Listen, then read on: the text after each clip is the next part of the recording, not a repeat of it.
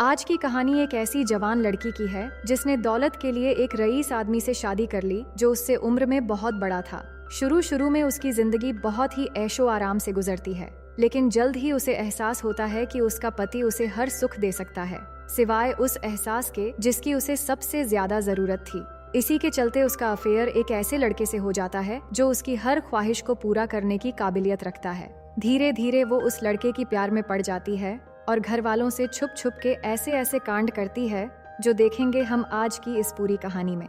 So hello दोस्तों, मेरा नाम है इशिता और कहानी की शुरुआत होती है बेहतर नाम की एक लड़की को दिखाते हुए, जो हमें अपनी जिंदगी के हालात के बारे में बताती है। पहले वो सब बहुत रईसी जिंदगी जीते थे क्योंकि उनका परिवार शहर के अमीर परिवारों में से एक था। पर उसके नाना के जाने के बाद घर की हालत पहले जैसी नहीं रही। फिर भी सब लोग एक रॉयल जिंदगी जीने की कोशिश कर रहे हैं। उसी दौरान घर में एक नई खबर आती है कि उसकी बहन बेकर को बेटा हुआ है। बेहतर ये खुशखबरी अपनी माँ फिरदेव्स को जाकर बताती है, पर उनके एक्सप्रेशंस वैसे नहीं होते जैसे आमतौर पर होते हैं, क्योंकि उन्हें खुद को नानी कहलाना पसंद नहीं है, इसलिए वो कोई खास खुश नहीं दिखती। इसके बाद घर में अदनान नाम का एक बहुत ही रिच आदमी आता है जो इस परिवार का पुराना और करीबी जानकार है। मिसेस फिरदेव्स उसे देखकर काफी खुश होती हैं, क्योंकि वो अंदर ही अंदर उससे शादी करने का सपना देख रही थी ताकि फिर से एक रॉयल जिंदगी मिल सके। लेकिन अदनान इस बार किसी और वजह से आया होता है और वो एक जरूरी बात बेहतर के जीजा से कहकर जल्दी निकल जाता है। उस वक्त तो किसी को समझ नहीं आता, लेकिन डिनर के वक्त सारा मामला साफ हो जाता है। बेहतर के जीजा बताते हैं कि मिस्टर अदनान बेहतर से शादी करना चाहते हैं। ये सुनकर सबसे ज्यादा झटका मिसेस फिरदेव्स को लगता है, क्योंकि वो खुद अदनान के बारे में सोच रही थी। बेहतर भी ये बात जानती थी, लेकिन वो हमेशा अपनी मर्जी से फैसले लेने वाली लड़की रही है। उसकी माँ के पास बोलने के लिए कुछ नहीं था, तो बेहतर के जीजा उसके ऊपर फैसला छोड़ देते हैं, क्योंकि मिस्टर अदनान उससे उम्र में काफी बड़े हैं और वो पहले से शादीशुदा है, पर किसी बीमारी के चलते उनकी पहली बीवी की डेथ हो चुकी है। थोड़ा सोचने के बाद वो इस रिश्ते के लिए हाँ कर देती है और अदनान से शादी कर लेती है। इसके बाद कुछ दिन बीतते हैं और अदनान के बच्चे घर आते हैं। उसका छोटा बेटा बुलंद तो बेहतर को जल्दी अपना लेता है और उसे मम्मी कहकर बुलाता है, लेकिन उसकी बड़ी बेटी निहाल उससे थोड़ी दूरी बनाए रखती है। वो हाथ मिलाकर बात तो करती है, पर उसे देखकर लग रहा था कि बेहतर को एक मोम के रूप में अपनाना उसे पसंद नहीं है। थोड़ी देर बाद डिनर के दौरान बेहलुल नाम का एक लड़का घर आता है जो रिश्ते में अदनान का भतीजा लगता है। उसका बिहेवियर थोड़ा मजाकिया और फ्लर्टी होता है और वो मिस्टर अदनान के बहुत ही करीबी होता है। वो बेहतर की खूबसूरती की तारीफ करता है और उसे शादी की बधाई भी देता है। धीरे धीरे बेहतर इस आलीशान घर का मालकिन बन जाती है। घर के सभी नौकर उसकी बात पर चलते थे और उसके कहीं हर बात बहुत अच्छे से मानते हैं। बेहतर इस आलीशान जिंदगी को पाकर बहुत खुश दिखती है, पर असल में ऐसा नहीं होता। मिस्टर अदनान उसे सभी ऐशो आराम तो दे देते हैं, लेकिन बेहतर की जरूरतों को पूरा नहीं कर पाते। इसके बावजूद भी वो ऐसा दिखाती है कि वो खुश है। फिर एक दिन बेहतर खुद पहल करके निहाल को शॉपिंग के लिए ले जाती है। शुरुआत में निहाल को थोड़ा औंध लगता है, लेकिन दोनों के बीच बातचीत बढ़ती है और एक अच्छी दोस्ती बन जाती है।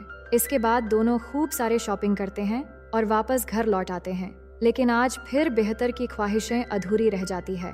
अदनान उसे खुश ना कर पाने की वजह से माफी मांगता है, तो बेहतर इस बात को मजाक में उड़ा देती है, पर अंदर की सच्चाई कुछ और ही होती है जो धीरे धीरे सामने आने लगती है। उसने ये जिंदगी खुद चुनी थी, इसलिए वो खुलकर कुछ कह भी नहीं पाती। इसी तरह समय बीतता है और 1 साल गुजर जाता है।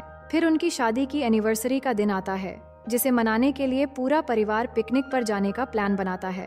अदनान बेहतर के मॉम और बहन को भी बुलाता है और माहौल ऊपर से काफी खुश नजर आता है। फिर सब लोग साथ में एक खूबसूरत जगह पर पिकनिक के लिए जाते हैं। वहाँ पर अदनान बेहतर को एक पुराना और कीमती हार गिफ्ट करता है जो उसके परिवार की निशानी होता है, लेकिन निहाल को ये बिल्कुल पसंद नहीं आता और वो वहाँ से उठकर दूसरी ओर चली जाती है। कुछ देर बाद जब सब लोग थोड़ा रेस्ट कर रहे थे, तब बेहतर की नजर बेहलुल पर पड़ती है, जो एक लड़की के साथ फ्लर्ट कर रहा होता है। वो उसके करीब आने की कोशिश करता है और उसे टच भी करता है, लेकिन वो उसे ज्यादा भाव नहीं देती और यहाँ से चले जाने के लिए कहती है, पर वो जाते जाते बेहतर की तरफ इशारा करके निकल जाता है, जिससे बेहतर के मन में भी थोड़ी हलचल होने लगती है। इसके बाद घर लौटने पर बेहतर बार बार उसी बारे में सोचती रहती है, क्योंकि बेहलुल वाकई बहुत ही हैंडसम और जवान लड़का है। ये सब सोचकर उसके अंदर तूफान चलने लगती है। उसी बीच अदनान उसके पास आने की कोशिश करता है। बेहतर उसे अभी ये सब न करने के लिए कहती है, पर अदनान नहीं मानता और हर बार की तरह कुछ करने से पहले ही कमजोर पड़ जाता है और बेहतर को अधूरा छोड़कर चला जाता है। बेहतर अब अंदर से पूरी तरह परेशान हो चुकी होती है और गुस्से में आकर अदनान का दिया हुआ हार तोड़ देती है। उसके अंदर की नाराजगी अब साफ दिखने लगती है, लेकिन वो अभी भी खुलकर कुछ नहीं कहती। अगले दिन बेहतर को पता चलता है कि अदनान ने उसकी माँ को घर बुलाने का फैसला लिया है, क्योंकि वो बीमार हैं और यहाँ सबके साथ रहने से शायद उनकी तबीयत सुधर सकती है। लेकिन ये बात बेहतर को बिल्कुल पसंद नहीं आती, क्योंकि अपनी माँ की हरकतें उसे अच्छे से पता है। निहाल भी अपने पापा पर नाराज होती है और सब गुस्से में अपने अपने रूम में चले जाते हैं। इसी दौरान बेहलुल एक पुरानी बात छेड़ देता है कि मिसेस फिरदेव्स ने अपने पति को धोखा दिया था, जिससे उनकी मौत हो गई थी। ये जानते हुए भी अदनान ने उनकी बेटी से शादी की। इसके बाद मिसेस फिरदेव्स घर आ जाती हैं और आते ही एक नौकर को पूरे घर पर नजर रखने के लिए कहती हैं। बेहतर पहले से ही उनसे नाराज होती है, इसलिए मिलने भी नहीं आती। फिर वो नशा करके अदनान को नींद में छोड़कर बेहलुल के कमरे की तरफ जाने लगती है। वहाँ पहुंचकर उसके साथ धीरे धीरे बातें शुरू करती है और थोड़े नॉटी अंदाज में उसे छेड़ने की कोशिश करती है। बेहलुल डर जाता है कि तुम इतनी रात को यहाँ क्या कर रही हो, तो वो कहती है, कुछ दिन पहले मैंने तुम्हें कैंडीज लाने के लिए कहा था, तो क्या तुम वो लाए हो? बेहलुल तो बहुत पहले से ही ऐसा मौका ढूंढ रहा था। वो कहता है, कैंडीज लाया तो था, लेकिन तुम्हें देना भूल गया। ये कहकर जैसे ही वो कैंडीज निकालता है, तभी बिजली चली जाती है, जिससे बेहतर की धड़कनें तेज हो जाती हैं। फिर बेहलुल उसे इतना कैंडीज खिलाता है जिससे बेहतर की जुबान मीठी मीठी हो जाती है और इसी के साथ बेहतर के अंदर सालों से दबी हुई जो तड़प थी वो कुछ हद तक पूरी हो जाती है और वो बहुत खुश भी होती है। फिर अगली सुबह बेहतर बुखार होने का नाटक करती है। उसकी माँ उसे देखने आती है और उसे समझाने की कोशिश करती है कि उसने अपनी जिंदगी में एक गलत फैसला लिया था, जो चीज आज भी उसका पीछा करती है। अब वो नहीं चाहती कि उसकी बेटी भी ऐसी चीजों में फंस जाए। वो बेहलुल के बारे में भी बात करती है कि सबको पता है वो एक नंबर का लड़कीबाज लड़का है, इसलिए बेहतर को उससे दूरी बनाकर रखनी चाहिए, नहीं तो लोग पीठ पीछे कुछ भी बोल सकते हैं। पर बेहतर उनकी बातों को सीरियसली नहीं लेती। वहीं दूसरी तरफ निहाल अपने छोटे भाई के जाने से दुखी होती है, क्योंकि उसके पापा ने उसे जबरदस्ती दूसरे शहर पढ़ाई के लिए भेज दिया है। बेहलुल उसे समझाता है कि हमारी पूरी जिंदगी एक जैसी नहीं चलती, कभी कभी हालात बदलते हैं, वक्त बदलता है और हमें भी खुद को उन हालातों के साथ ढालना पड़ता है। ये सब बेहतर ऊपर से देख लेती है और उसे अंदर ही अंदर जलन महसूस होती है। वो फौरन नीचे आकर उन्हें डिस्टर्ब करने की कोशिश करती है, पर बेहलुल के मन में ऐसा कुछ भी नहीं था और वो शहर जाना है कहकर चला जाता है। फिर रात को अदनान बेहतर के पास आता है और हर रोज की तरह आज भी बात अधूरी रह जाती है। इससे बेहतर का ध्यान बेहलुल की तरफ और ज्यादा बढ़ जाती है। इसके बाद वो आज फिर से कैंडीज खाने के लिए बेहलुल के पास जाती है और हम देखते हैं कि दोनों का रिश्ता और गहरा होता जाता है। अदनान जब भी अपनी काम के लिए जाता है तो बेहतर मौका देखकर कैंडीज खाने बेहलुल के कमरे में चली जाती है। बेहलुल हर दिन नया नया कैंडीज लाता है और अब ये रोज की कहानी बन चुकी थी। बेहतर कहती है कि अगर हम दोनों कभी पकड़े गए तो एक साथ कहीं दूर भाग जाएंगे। फिर एक दिन बेहतर, बेहलुल और निहाल तीनों एक साथ शॉपिंग करने मार्केट जाते हैं। वहाँ पर भी उनका नैन मटक्का चलता रहता है। दोनों जैसे एक दूसरे की अधूरी ख्वाहिश बन चुके थे, लेकिन वहाँ पर उनकी हरकतें उनका ड्राइवर देखता रहता है। उस रात बेहतर फिर से कैंडीज खाने उससे मिलने जाती है, क्योंकि अब एक पल की दूरी भी उनसे बर्दाश्त नहीं हो रही थी। बेहतर कहती है कि उन्हें होशियार रहना होगा, क्योंकि उसकी माँ को उन पर शक होने लगा है। बेहलुल कहता है, काश हम कभी मिले ही ना होते, क्योंकि अब ये चीज हद से बाहर होने लगी है। अगर अंकल को पता चला तो बवाल हो जाएगा। अब कैंडीज खाने के बाद हर रोज की तरह बेहतर वापस जाने वाली होती है। तभी बेहलुल बातों बातों में कह देता है कि बेहतर सिर्फ अपनी तड़प मिटाने के लिए उसके पास आती है और काम पूरा होते ही एक वफादार बीवी की तरह अपने पति के पास चली जाती है। ये सुनते ही बेहतर गुस्से में उसे थप्पड़ मारकर वहां से चली जाती है। अब कहानी यहाँ एक ऐसे मोड़ पर आ जाती है जहाँ रिश्ते, ईगो और इमोशंस आपस में टकराने वाली हैं। अगले दिन अदनान बेहतर से एक नई बात करता है और कहता है कि क्यों न निहाल और बेहलुल की शादी करवा दी जाए, क्योंकि ये सुझाव उसकी माँ ने दिया है।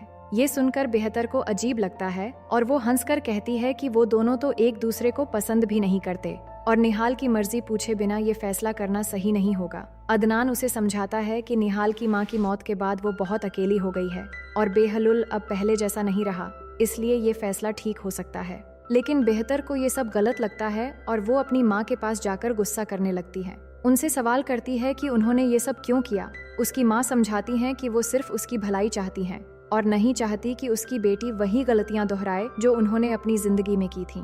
उनका मानना है कि अगर बेहलुल की शादी हो जाएगी तो सब कुछ ठीक हो जाएगा। तभी वहाँ निहाल भी आ जाती है और जब उसे इस शादी की बात पता चलती है तो वो साफ कह देती है कि वो अपनी मर्जी से ही शादी करेगी।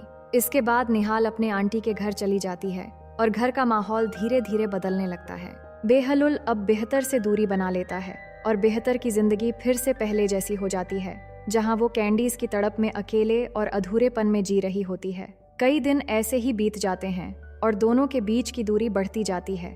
उसका पति तो शुरू होते ही खत्म हो जाता है और उसकी तकलीफ अंदर ही अंदर घुटने लगती है। फिर एक दिन बेहलुल निहाल से मिलने उसके आंटी के घर जाता है और फिर अकेले में ले जाकर काफी देर समझाने के बाद उससे शादी की बात करता है। वो उसे प्रपोज करता है, लेकिन निहाल बहुत मासूम होती है और कोई जवाब दिए बिना वो इस बात को वहीं छोड़ देती है। बाद में बेहलुल घर आकर ये बात सबको बता देता है। इस खबर से बेहतर के अंदर फिर से हलचल शुरू हो जाती है और मौका मिलते ही वो सीधा बेहलुल के पास जाती है और कैंडीज की तड़प में उस पर गुस्सा करती है कि उसने वादा किया था कि वो हमेशा साथ रहेंगे और अब वो सिर्फ अपने फायदे के लिए उससे दूर जाने की कोशिश कर रहा है। बेहलुल उसे शांत करने की कोशिश करता है कि वो सिर्फ बेहतर से प्यार करता है, लेकिन निहाल से शादी करना उसके लिए जरूरी है।